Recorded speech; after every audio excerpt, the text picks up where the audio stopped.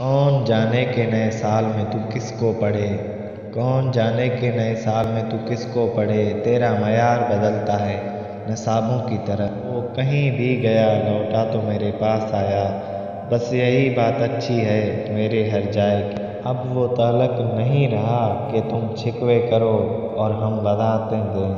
اے عجب مزاج کا شخص وہ، کبھی ہم نفس کبھی اجنبی، کبھی چاند اس نے کہا مجھے کبھی آسماں سے گرا دیا۔ یہ تو عالم ہے خوش مزاجی کا، گھر میں ہر شخص سے الجھتا ہوں۔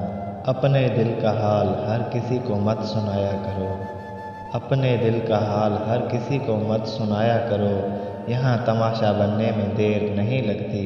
زندگی کس طرح بسر ہوگی، زندگی کس طرح بسر ہوگی، دل نہیں لگ رہا محبت میں۔ نہ جانے کیسے پرکھتا ہے مجھے میرا خدا، امتحان بھی سخت لیتا ہے اور ہارنے بھی نہیں دیتا۔